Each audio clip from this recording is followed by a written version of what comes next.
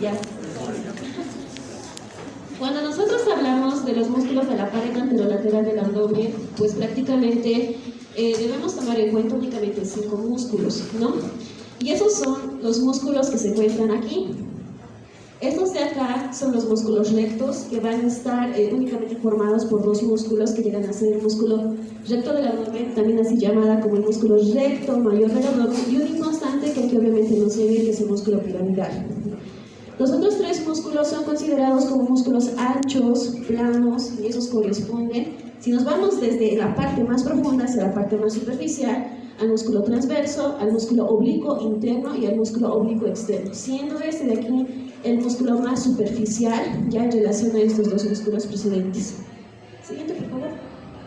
Bien, este es el músculo recto mayor o recto del abdomen. ¿Bien? Va a tener lo que es su inserción a nivel púbico.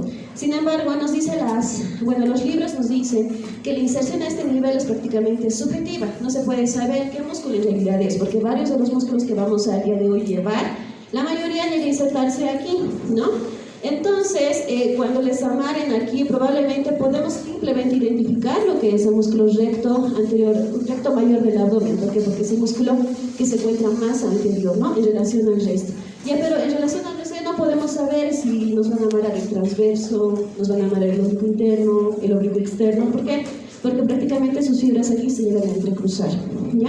Sin embargo, no está por demás decir que sus inserciones van a ser a nivel del borde superior y parte de la cara anterior del pubis y también como la parte del tubérculo de la síntesis pubiana. Todas estas fibras musculares van a extenderse hacia la parte de arriba y van a terminar por 3 digitaciones, ¿no? Estas 3 digitaciones llegan a ser a nivel de la cara externa como el borde inferior. Eso es el común denominador de las inserciones de esas 3 digitaciones de aquí arriba, ¿no? La digitación lateral para algunos autores es denominada como la digitación externa, ¿no? Y esta se va a insertar parte de la cara externa y el borde inferior del quinto cartílago costal. Por otro lado tenemos aquí la digitación media, ¿no? Esta de acá se va a insertar de igual manera en la cara externa, borde inferior del sexto cartílago costal. Y por último tenemos lo que es a la digitación medial, para algunos autores también denominada como la digitación interna, que se va a insertar en la cara externa, parte del borde inferior del séptimo cartílago costal. Aquí hay un ligamento que se extiende de acá hasta acá, se llama ligamento costoxifoideo, y también así también va a realizar su inserción parte de la cara anterior del proceso también así llamada apófisis xifoides. El músculo tiene una forma asentada, ¿no? Como podemos observar aquí, y nos dicen que es prácticamente un poquito grueso, se puede palpar, pero en su transcurso va a tener la característica que presenta estas partes tendinosas, y eso se denomina intersecciones. Rubier nos dice que pueden existir 2 a 5 intersecciones. No, en otras literaturas nos dice que lo más frecuente es 3, ¿no? 3, 4 intersecciones. Cuando existe una cuarta o una quinta intersección, generalmente estas se van a encontrar por debajo del ombligo. Algo importante que es necesario recalcar aquí sí es, ¿no? Aquí a nivel de su inserción púbica va a presentar 2 fascículos. Un fascículo medial que se va a unir al rafe medio, que es la línea alba, y un fascículo lateral que va a dar una expansión al que lo vamos a denominar como ligamento de Henle. Siguiente, por favor. Aquí volvemos a ver nuevamente lo que es el músculo recto mayor del abdomen, que una forma asentada, inserción a nivel púbico, termina en 3 digitaciones como un denominador, cara externa y borde inferior del quinto, sexto y séptimo cartílago costal. Nada más, ¿no? Y algo importante que aquí a nivel púbico su inserción, su fascículo lateral es el más importante porque no es una extensión, y eso se denomina como el ligamento de Henle. Este ligamento va a estar reforzado por el os inguinal o tendón conjunto. Expansión, ¿de qué músculo es el os inguinal? ¿Quién sabe? Vamos a ingresar ese músculo. No, a ver, ¿qué? No. ¿Qué músculo es este? Transverso. ¿Ya? Es una extensión del transverso. Siguiente, por favor. Bien. Hay algo muy importante que nosotros debemos tomar en cuenta aquí, ¿no? El músculo recto del abdomen tiene la característica de que va a presentar una vaina.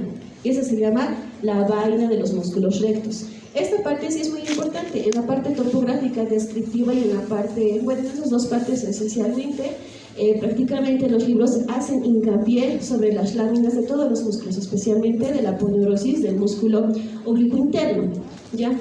Como pregunta, ¿qué es la diferencia? Bueno, ¿cuál es la diferencia entre una fase de inserción y una fase de revestimiento? ¿Quién sabe? Porque yo digo, aponeurosis, fascia, ¿está bien o está mal? Está bien. ¿Cuál es la diferencia entre una fase de inserción y una fase de revestimiento? Bien. Por ejemplo, esto de acá, ¿puedes irte una imagen más adelante con que esto? Esto de aquí ya es la fascia transversal, o también llamada así la fascia transversalis, ¿no? Se conoce con esos nombres. Se dice que esta de aquí es la que está más en contacto directo con la fascia extraperitoneal del peritoneo, ¿no?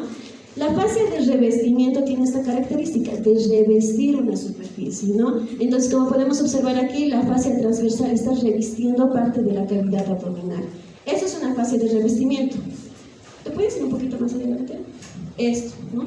Y esto de aquí, todo eso de acá se denomina fascia de inserción, ¿no? ¿Cuál es la diferencia? La diferencia es que la fascia de inserción nos va a permitir a que un músculo pueda extenderse y alcanzar su límite de inserción. Por eso es que las aponeurosis son conocidas como láminas tendinosas. Esa es la diferencia entre una fascia de inserción y una fascia de revestimiento. ¿Ya? ¿Puedes irte atrás, por favor? Ya. Vamos a iniciar con la vaina de los rectos y la línea alba. ¿Quién me forma la vaina de los rectos y la línea alba? ¿Quién sabe? Eso, ¿no? Es fácil. Y eso varias veces en topografía abdominal nos repite, ¿no? La confluencia o la unión, porque al final, independientemente de que sus hojas, una hoja va por atrás, otra hoja va por adelante, nos van a formar las láminas de la vaina de los rectos, la unión, bueno, al final en la línea media, las tres aponeurosis de estos tres músculos se van a unir, ¿no? Y nos van a formar lo que es la línea alba, pero también nos van a formar lo que es la vaina de los rectos. Y esto sí es muy importante por si acaso, ¿no? Ojo que por ahí quizás para poder un poquito despistarlos sería una pregunta quizás poner la aponeurosis de uno de los siguientes músculos no forma parte de la vaina de los rectos, ¿no? Inciso A, aponeurosis, ¿no? Del músculo recto, no existe, ¿no? Ese sería el excepto, el resto estaría como opciones aponeurosis del oblicuo externo, interno y transverso, ¿no? Entonces, la confluencia de estas tres aponeurosis nos forma la vaina de los rectos y parte de la línea alba. Como límites, en relación a lo que es a la vaina de los rectos, el límite medio va a ser la línea alba y el límite lateral en sus 2/3 superiores únicamente va a ser las dos hojas del músculo oblicuo interno en relación a su aponeurosis. Y en el 1/3 inferior, el límite lateral de la vaina de los rectos llega a ser la fascia, como también la aponeurosis del músculo transverso, porque recordemos que la fascia como la aponeurosis son prácticamente dos tejidos diferentes, no es lo mismo, ¿ya? Siguiente, por favor. Esta imagen sí nos va a ayudar, ¿no? Esta de acá es un corte hecho a nivel de los 2/3 superiores del abdomen y este de aquí en el 1/3 inferior. ¿Qué los divide? Aquí existe una línea y esa se llama la línea arqueada, también llamada así el arco de Douglas, ¿ya? Sí es muy importante, sí, porque es una zona de debilidad que más adelante nos puede, si es que existe aumento de la presión intraabdominal, ¿ya? Nos puede llegar a dar lo que es una hernia, que más adelante les voy a denominar. ¿Hay quién sabe qué hernia? Si en la teórica ya lo había mencionado en el video que les he pasado. ¿No? Sí, claro, la hernia inguinal puede ser directa o indirecta, pero en acá existe un arco, ¿no? Es el arco de Douglas o la línea arqueada. Es una zona de debilidad y puede producirse ahí una hernia. ¿Cómo se llama esa hernia? Ya, vamos a ver. Esa hernia, para irles adelantando, se denomina como la hernia de Spiegel, ¿no? Es una hernia, sí, interesante en el sentido de que no se la va a poder diagnosticar únicamente con la clínica. Ojo que todas las hernias, ustedes ven una masita en el abdomen, es una hernia, ¿no? Entonces, prácticamente a simple vista pueden saber que es una hernia. Dependiendo de la localización, ustedes le van a dar el nombre epigástrico, umbilical, inguinal, femoral, ¿no? Lumbar, dependiendo. Pero la hernia de Spiegel que se da a este nivel, que es en la línea arqueada o el arco de Douglas, esta hernia no se la ve, ¿no? El paciente puede tener esta hernia, le pueden hacer ustedes varias maniobras, ¿no? Para poder examinar al paciente y no se va a ver esa hernia. Entonces únicamente esta hernia se llega a diagnosticar con estudios de imagen. Ya uno puede ser la resonancia magnética por su alta sensibilidad y especificidad, seguida de lo que es de la radiografía y por último la tomografía. Únicamente con estudios de imagen en el que se encuentra este nivel se puede llegar a diagnosticar. Bien, vamos a tomar en cuenta 2/3 superior y 2/3 inferior. Aquí podemos ver por atrás lo que es la fascia transversalis, ¿no? Esto de aquí. Y este de acá es el músculo transversal del abdomen, el músculo interno, y este de acá el músculo externo. ¿Escucha bien? ¿Sí, no? Ya. Todas las líneas que están expandiéndose de estos músculos son las aponeurosis. En este caso, por ejemplo, si este es acá el músculo transverso, su extensión será la aponeurosis del músculo transverso. ¿Se escucha bien? Una lámina anterior y la lámina posterior. Pero la formación de cada una de estas láminas es muy diferente en su 2/3 superior y en su 1/3 inferior, ¿no? O sea, es decir, por encima de la línea arqueada del arco de Douglas, la formación de ambas láminas es diferente a la parte inferior. ¿Quién me puede decir cómo está formada la lámina anterior en sus 2/3 superiores? ¿Ya? Del oblicuo interno, ¿no? Y el 1/3 inferior. Las tres aponeurosis, ¿no? Del transverso, oblicuo interno y oblicuo externo. La lámina posterior de la vaina de los rectos, ¿cómo está formada en su 2/3 superior? Lámina posterior del oblicuo interno y la aponeurosis del transverso. Y el 1/3 inferior únicamente por la fascia. Esa parte es muy importante que más adelante vamos a ir recalcando. ¿Por qué? Porque la fascia transversal es como se encuentra únicamente en el 1/3 inferior, ¿ya? Y de la lámina posterior de la vaina de los rectos es considerada como una zona de debilidad. Y en ahí frecuentemente se da ¿qué? Las hernias inguinales. Y ese nivel se da la famosa o lo que se denomina el triángulo de Hesselbach, donde va a darse lo que son las hernias directas. ¿Ya?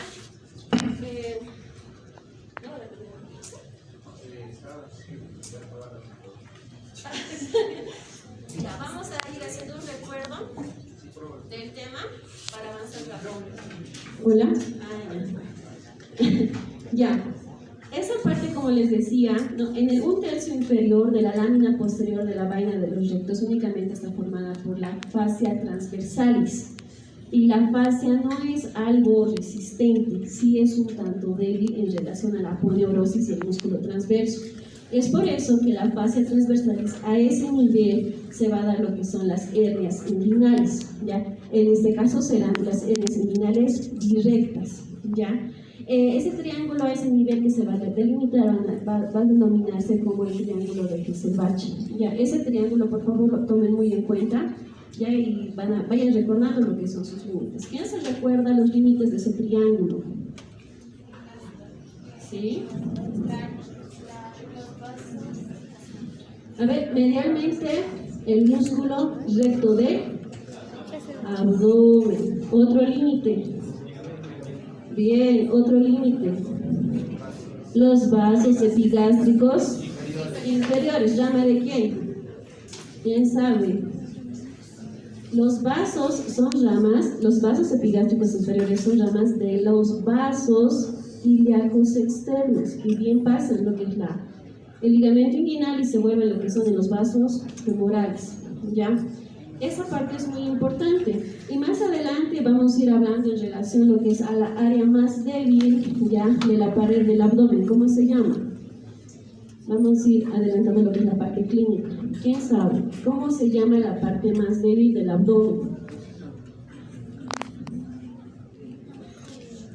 El orificio miopectíneo de Ruchaut, ¿no? El orificio miopectíneo de Ruchaut es la parte más débil y ahí se dan parte de lo que son de las hernias inguinales y por debajo las hernias femorales, ¿ya? Este tema tienen que dominarse, ¿ya? ¿Por qué? Segundo año probablemente no lo van a ver mucho, ¿sí? Pero todo lo que es cirugía, a partir de cuarto, quinto, sexto año, hasta el internado les va a arrastrar este tema, porque hernias se pregunta, porque es una entidad que se ve con mucha frecuencia, ¿no? Bueno, como estamos aquí en Bolivia, ustedes se darán cuenta que las personitas son un poquito obesas, ¿no ven? Son subiditas un poco de peso. Y un factor de riesgo para las hernias es que la obesidad, ¿no? La hernia femoral es más frecuente ¿en quién? ¿En el varón o en la mujer? En las mujeres. ¿Por qué? Porque normalmente las mujeres gestan, ¿no? Se embarazan, y las hernias femorales es más frecuente en las multíparas, ¿no? Y cuando existe una hernia femoral, sí o sí se complica. ¿Por qué? Porque el orificio por donde va a salir el tejido que tenga que salir es chiquitito, y ese tejido se va prácticamente a encarcelar, y ese tejido, si no se revierte hacia adentro, prácticamente puede morir. De todas las hernias, ¿cuál es la más frecuente? La umbilical, la epigástrica, la inguinal, la femoral, la lumbar, la de Spiegel. ¿Cuál es la más frecuente? ¿Quién sabe? La inguinal. ¿Ya? La hernia inguinal es la más frecuente. Ya. Vamos a repetir, vamos a hacer un pequeño repaso porque veo que ya lo saben, esta parte de acá. No, tenemos lo que es el arco de Douglas, que se encuentra a este nivel, también llamada así línea arqueada. En los 2 tercios superiores acá arriba, la formación de la vaina de los rectos es diferente, ¿no? Aquí tenemos lo que es el músculo recto del abdomen, músculo recto del abdomen. Y por aquí atrás vemos lo que es la unión de lo que corresponde la aponeurosis del transverso junto a la lámina posterior de la aponeurosis del músculo oblicuo interno. Y hacia adelante van a pasar lo que es la unión de la hoja anterior de la aponeurosis del oblicuo interno juntamente con la aponeurosis del músculo oblicuo externo, ¿no? Es la manera en la que está formada la vaina de los rectos en sus 2 tercios superiores. En su 1 tercio inferior la formación es diferente, ¿no? Como que dicen, le dejaremos solito a la fascia transversales, ¿no? Y le dejan por atrás, es la única que va a pasar por atrás, y por delante van a pasar la unión de las 3 aponeurosis. Y esa parte sí les decía que era importante porque a este nivel se va a limitar lo que se denomina el famoso triángulo de Hesselbach, donde en sí van a darse lo que son las hernias que más adelante vamos a ir viendo. Nos dice que prácticamente parte de la aponeurosis del músculo transverso y la fascia transversa están unidas, ¿no? Pero por debajo del 1 tercio inferior, como vemos aquí, se separa. Y este tejido de aquí cambia de nombre. ¿Cómo se llama? De acá para abajo ya no se llama tanto así fascia transversales, porque ya se ha separado de la aponeurosis del músculo transverso. ¿Cómo se llama? ¿Cómo dices? ¿Quién sabe? La lámina peritoneal abdominal, ¿no? Cambia ese nombre a este nivel. ¿Ya? Siguiente, por favor.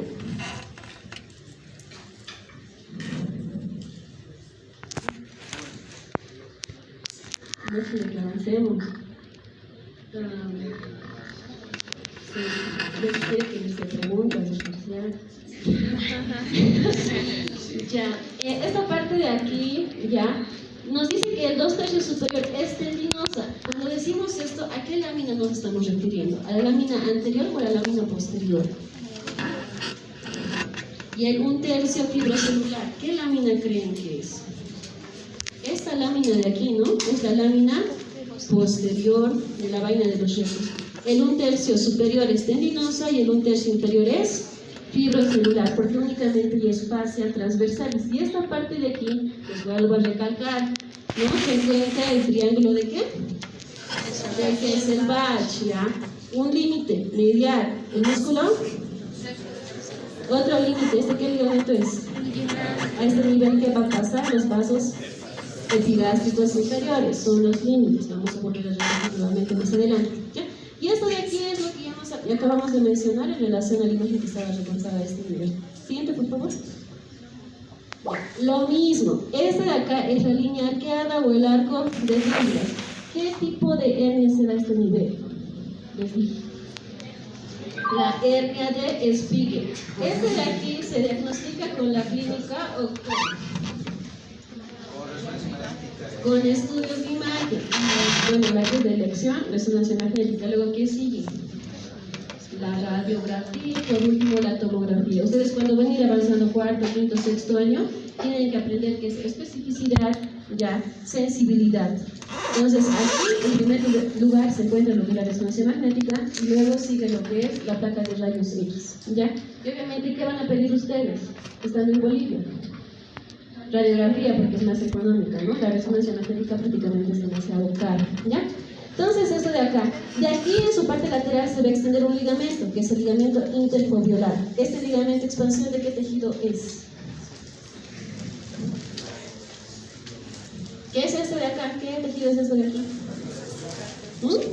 Esto es un músculo, ¿esto qué es? Aponeurosis. ¿Qué músculo es? Transverso. ¿Qué aponeurosis es? Aponeurosis del músculo transverso. Y esto de acá, expansión, ¿de qué tejido es? De la aponeurosis del músculo transverso. Algunas literaturas dicen que se confunde con parte de la fase transversalis, pero el ligamento interfibrolar llega a ser una expansión de la aponeurosis del músculo transverso. Eso tienen que saber de memoria, por si acaso. Expansiones de qué tejido son los pilares, los ligamentos, cada una de esas cositas son muy importantes. ¿Ya? Siguiente, por favor. Línea alba, ¿no? La línea alba se va a extender de lo que es de la cara anterior de la apófisis psicoides y va a terminar en parte de lo que corresponde a la sínfisis del pubis. Tiene una forma, rectilínea prácticamente, por encima del ombligo, incluso nos dice del ombligo por 2 traveses inferior a este, ya llega a ser prácticamente grueso, ¿no? Y llega a medir a nivel del ombligo al menos unos 2 centímetros. Después de los 2 traveses, por debajo del ombligo, esta va a empezar asentándose, ¿no? Disminuye lo que es su grosor, para terminar así en la sínfisis del pubis.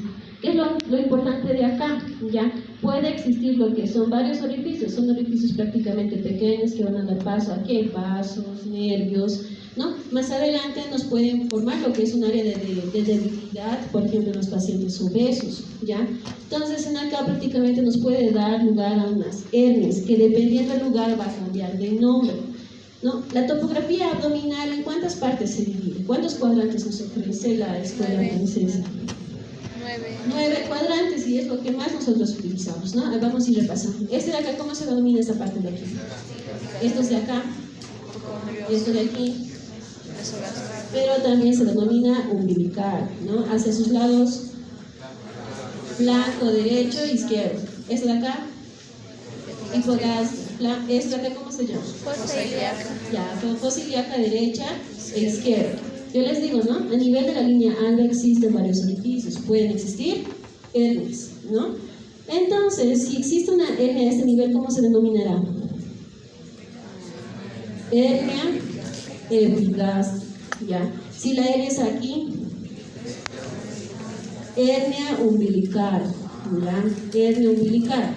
Entonces, como les digo, ¿no? Dependiendo del lugar que se encuentra, va a denominarse epigástrica, umbilical, hacia el nivel será luminal, por debajo será la femoral y hacia atrás será la lumbar. Entonces varía según la situación. Siguiente, por favor. Ya, bueno, vemos aquí de nuevo lo que es la línea alba. ¿Quién forma la línea alba? La confluencia de las aponeurosis del transverso, oblicuo interno y oblicuo. ¿Cómo también se denominan los oblicuos? Mayor y menor, ¿no? Siguiente, por favor. Ya, este de aquí es un músculo constante que prácticamente igual va a estar tapizada lo que es por la vaina de los rectos. ¿Por qué? Porque el músculo piramidal se encuentra por debajo del músculo recto del abdomen. Inconstante, no la vamos a encontrar siempre. En los cadáveres, en uno que otro probablemente se vea, ¿no? Pero no está por demás decir que tiene una forma triangular, cuya base se va a insertar lo que es en la cara de la sínfisis, parte del pubis puede ser, asciende y va a terminar en la parte lateral de la línea alba. Sus fascículos aquí se pueden llegar a entrecruzar. En otras imágenes vemos lo que es el músculo piramidal, sus fibras se van a este lado, ¿no? Hacia el lado contralateral y va a decruzarse con el músculo piramidal del lado contralateral. Incluso algunos nos dicen con algunas fibras musculares del músculo recto del abdomen, como también del músculo oblicuo externo. Nada más. Siguiente, por favor. Ya, vamos a empezar con los músculos planos. Estos de acá son muy importantes, ¿no? ¿Qué expansión nos daba el fascículo lateral del músculo recto del abdomen?